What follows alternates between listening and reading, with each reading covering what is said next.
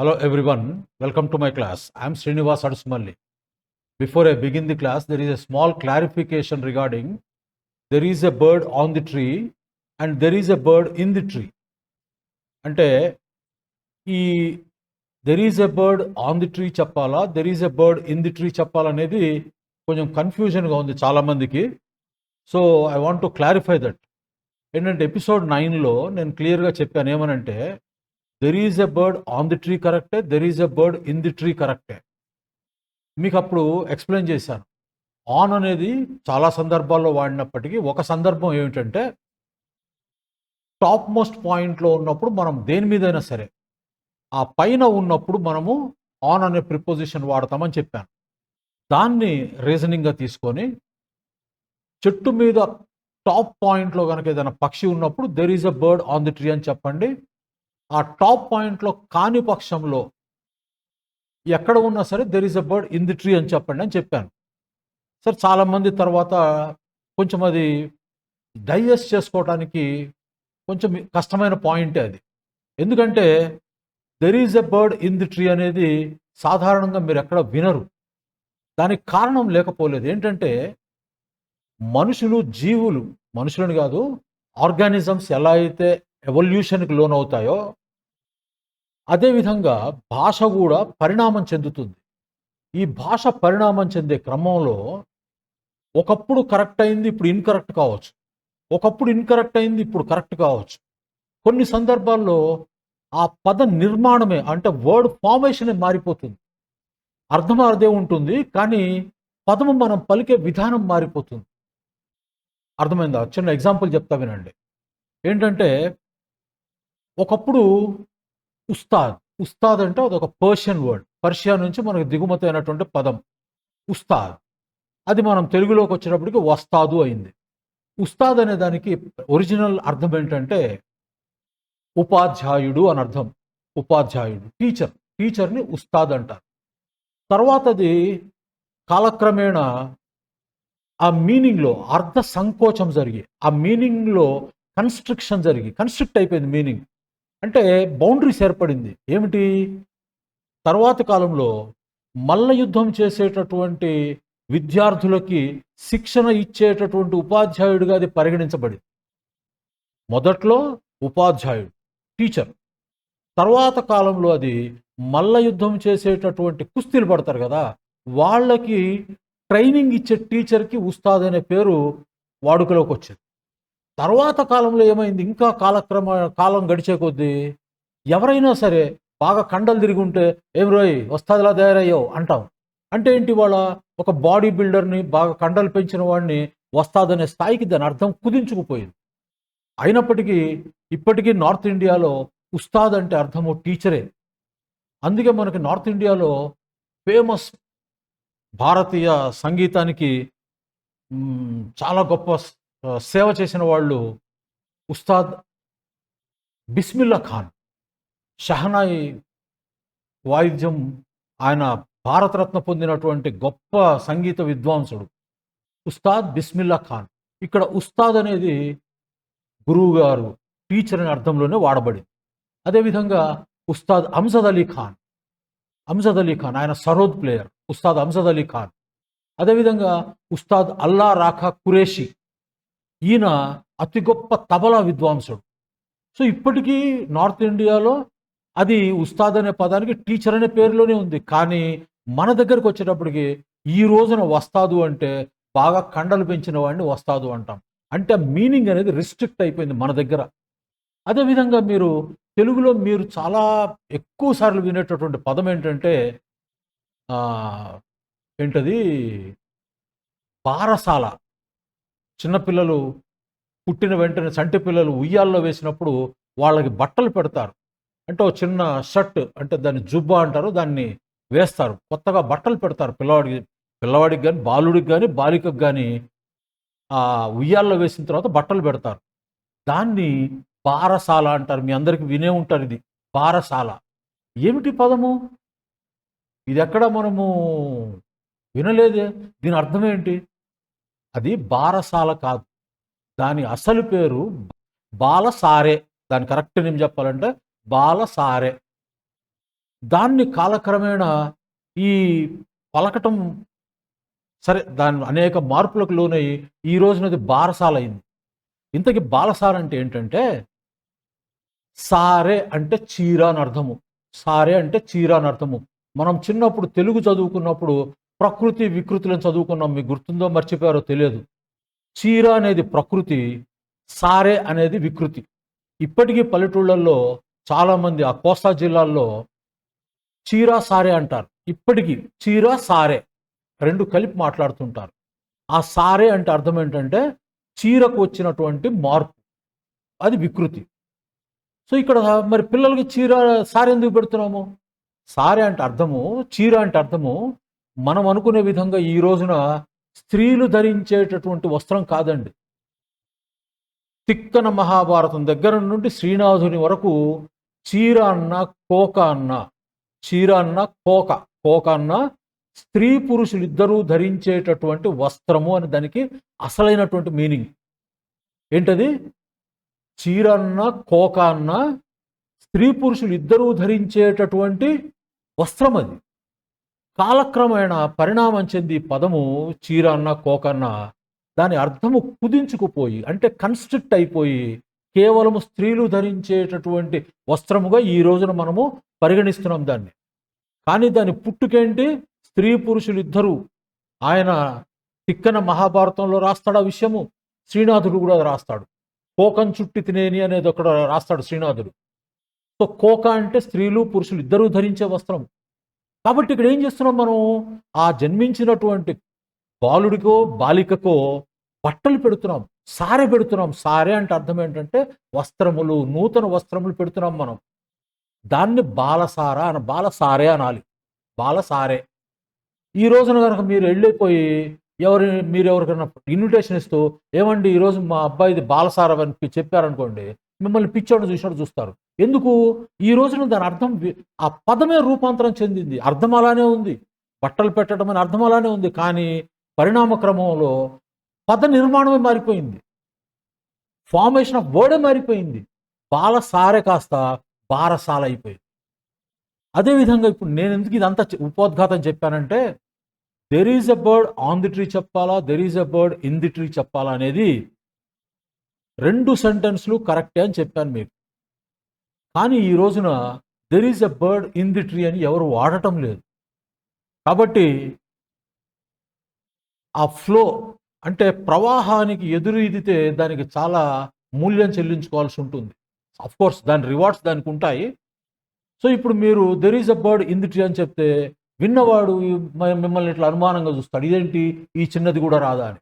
అందుకని ప్రవాహంలో జనబాహుళ్యంలో ఏది వాడుతున్నారు ఈ రోజున? There is a bird on the tree వాడుతున్నారు. అది మధ్యలో ఉన్నా, చెట్టు లోపల ఉన్నా, ఎక్కడ ఉన్నా ఆన్ ది ట్రీ వాడుతున్నారు. మనం ఎందుకు అందరి చేత తిట్టించుకోవాలి? తిట్టించుకోవడం అంటే తిట్టరు, ఏదో అనుమానంగా చూస్తారు, వీడికి ఈ చిన్న ప్రిపోజిషన్ కూడా రాదా అని. సో మనం ఎందుకు డౌట్ ఎదుటి వాళ్ళు ఆ డౌట్ క్రియేట్ చేయాలి? వాళ్ళకి తెలిసిన విధంగానే వెళ్దాము. అందుకని మనం కూడా అలానే ప్రయాణం చేద్దాం. సో రెండు సెంటెన్స్లు కరెక్ట్ అయినప్పటికీ రెండవ sentence there is a bird in the tree అనేది ఎవరు జనబాహుల్యంలో వాడడం లేదు కాబట్టి మనం కూడా వాడొద్దు. ఓకే, అక్కడితో అది అయిపోయింది. అది క్లారిఫికేషన్ నేను ఇద్దాం అనుకుంది. తర్వాత ఏంటంటే మనము ప్రజెంట్ స్టేట్మెంట్స్ వరకు చదివేశాం. ప్రజెంట్ స్టేట్మెంట్స్ చదివిన తర్వాత ఇప్పుడు పాస్ట్ స్టేట్మెంట్స్ ఈ రోజు నుంచి స్టార్ట్ చేద్దాం. అసలు ఈ స్టేట్మెంట్స్ ఏమిటి, స్టేట్మెంట్స్ ఎందుకు అనేది 9th ఎపిసోడ్లో నేను క్లియర్గా ఎక్స్ప్లెయిన్ చేశాను. కాబట్టి ఎవరైనా ఈ వీడియోను కొత్తగా చూసేవాళ్ళు ఉంటే వెళ్ళి ఆ 9th ఎపిసోడ్ చూడండి. సూక్ష్మంగా స్టేట్మెంట్స్ అంటే ఏంటంటే, స్టేట్మెంట్స్ దాకా వద్దు అసలు. మీరు ఏ భాషలో అయినా సరే, ఈ భూమి మీద ఏ భాషలో అయినా సరే, మీ ఇష్టం వచ్చిన ఒక వాక్యం చెప్తే ఆ వాక్యము అయితే స్టేట్మెంట్ అవుతుంది. స్టేట్మెంట్ అంటే ఏంటి? ఎవరి గురించైనా దేని గురించైనా చెప్తున్నాం అంతే. స్టేట్మెంట్స్లో ముఖ్యమైన పాయింట్ ఏంటంటే ఎటువంటి యాక్షన్ ఉండదు, అది గుర్తుపెట్టుకోండి.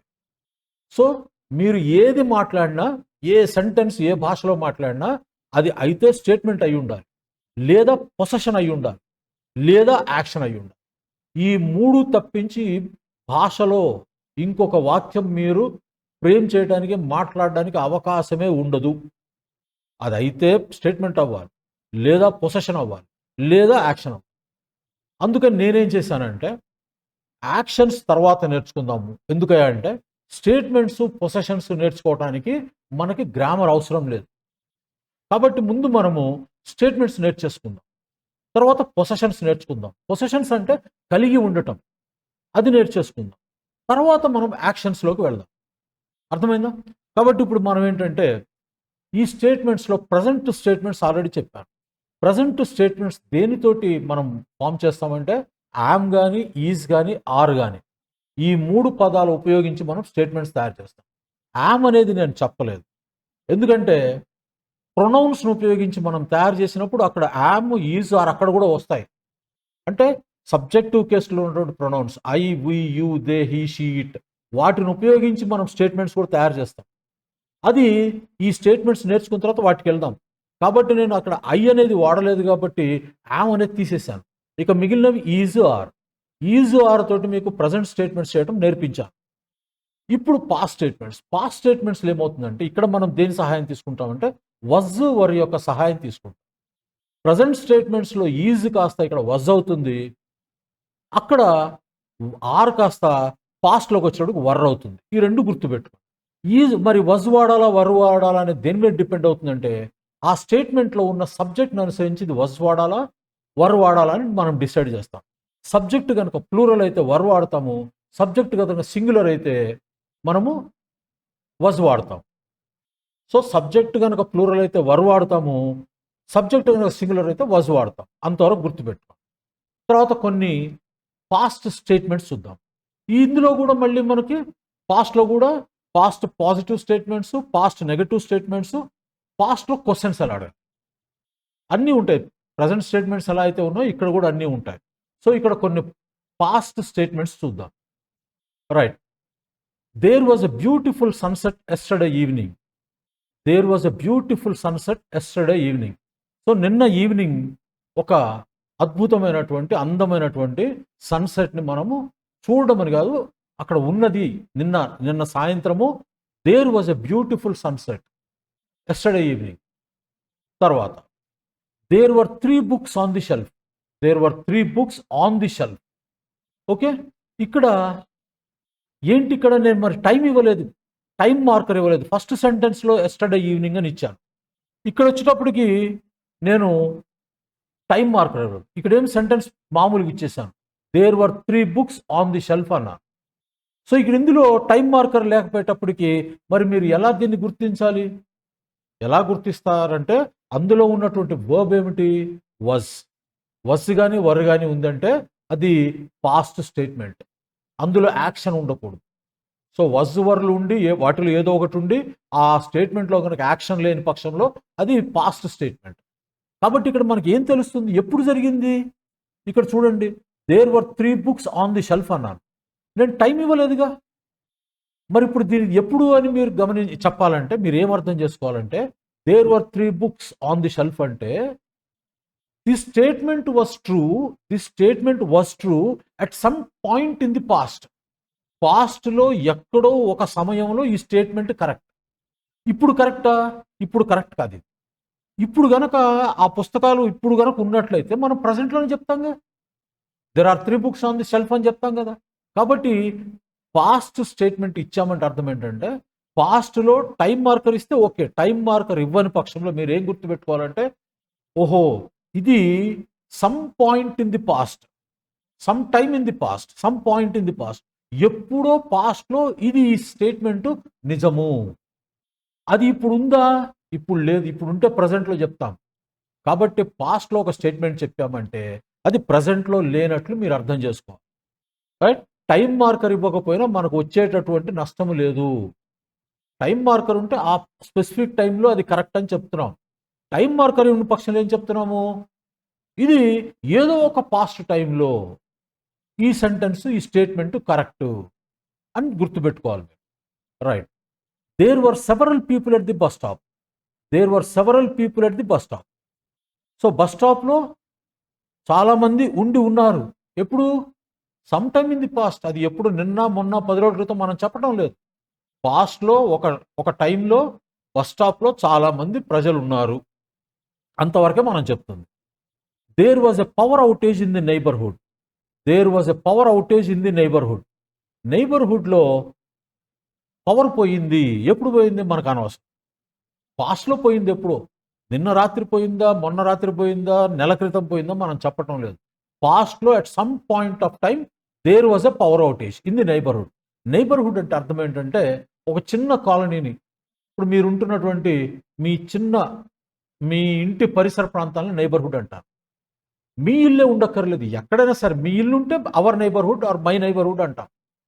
అలా కాకుండా దేన్నైనా సరే మనము నైబర్హుడ్ అనవచ్చు, మనది కాకపోయినా అనవచ్చు, రైట్?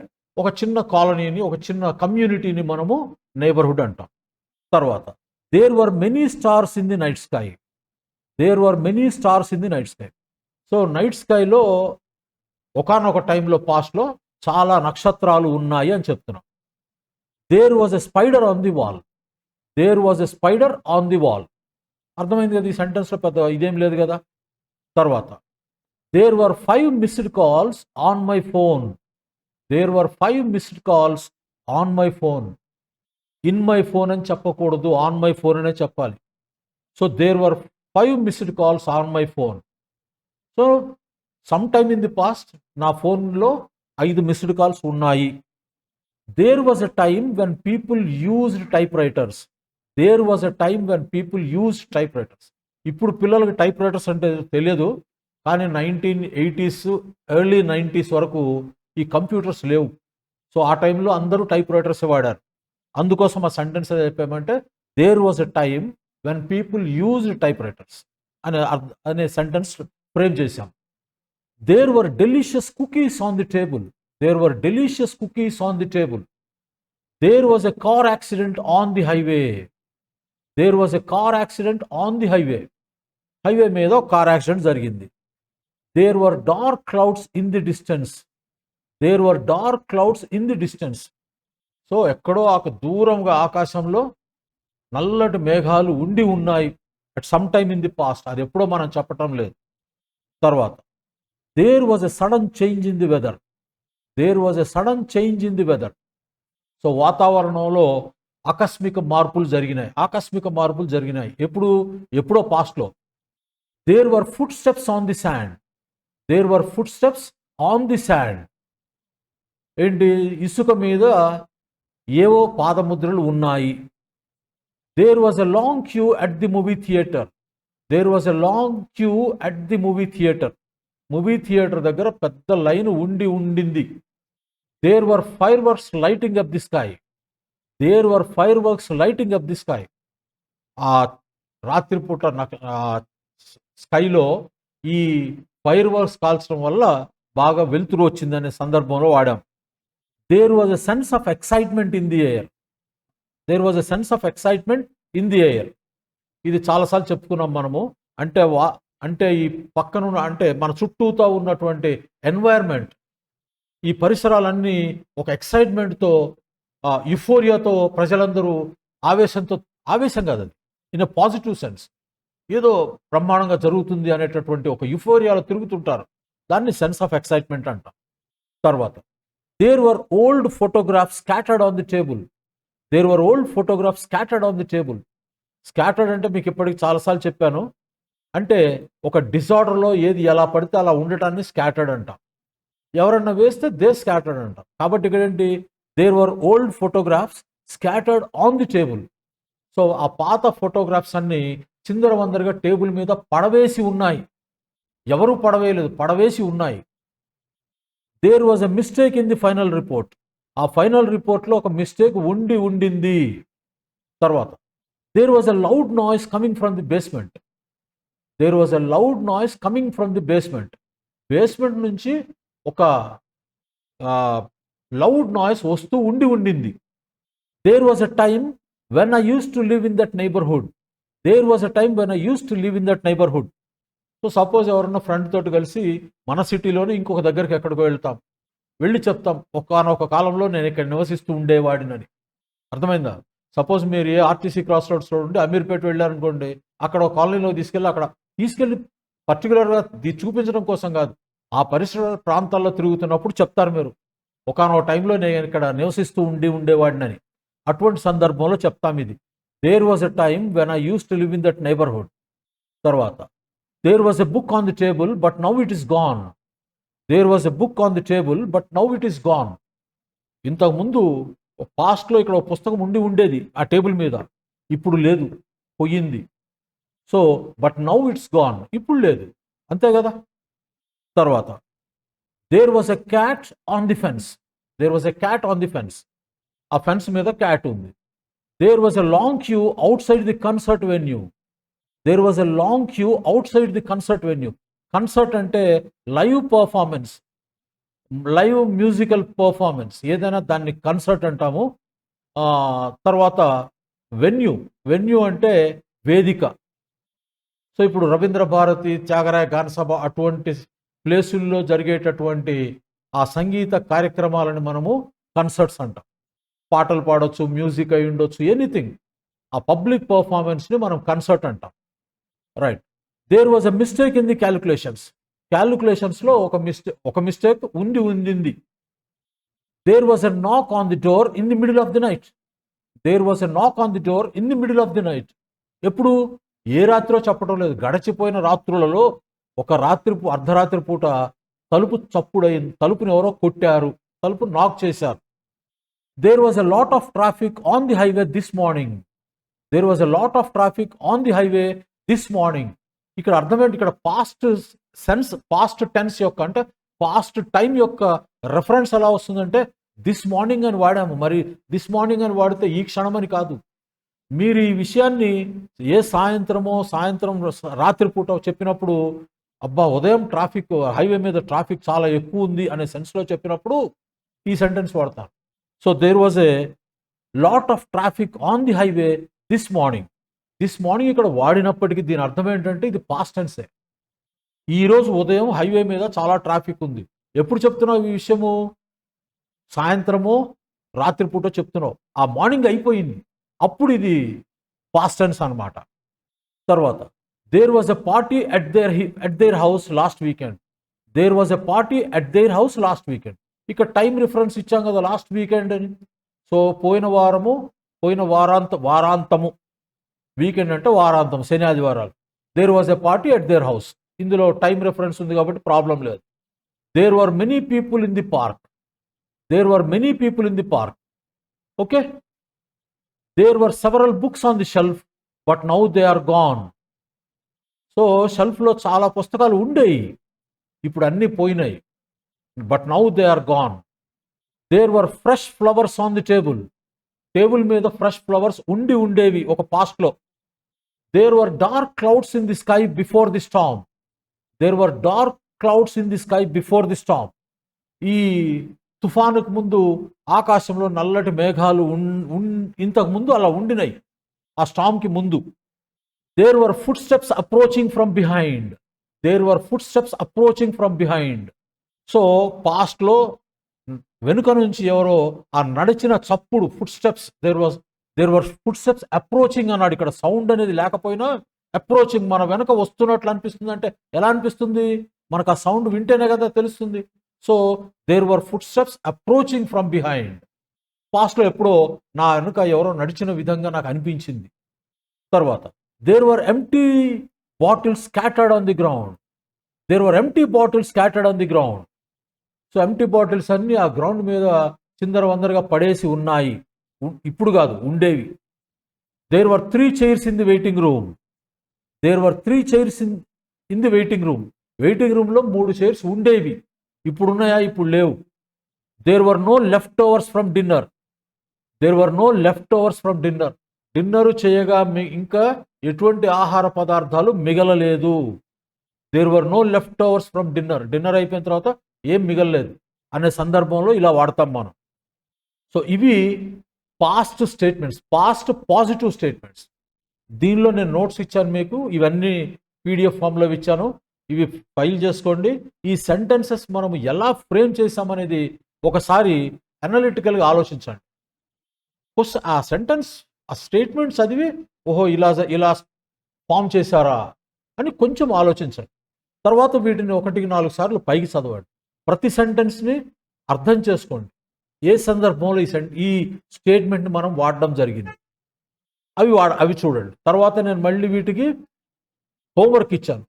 ఈ హోంవర్క్ మీరు చేసిన తర్వాత నెక్స్ట్ క్లాస్లో హోంవర్క్ని సాల్వ్ చేసి పాస్ట్ నెగటివ్ స్టేట్మెంట్స్ గురించి నెక్స్ట్ క్లాస్ తీసుకుంటాం. ఓకే, ఇక్కడితో ఈ క్లాస్ ముగిద్దాము. నచ్చితే లైక్ చేయండి, కామెంట్స్లో మీ భావాలు పంచుకోండి. నెక్స్ట్ క్లాస్లో కలుద్దాం. అప్పటి వరకు టేక్ కేర్, బాయ్ బాయ్.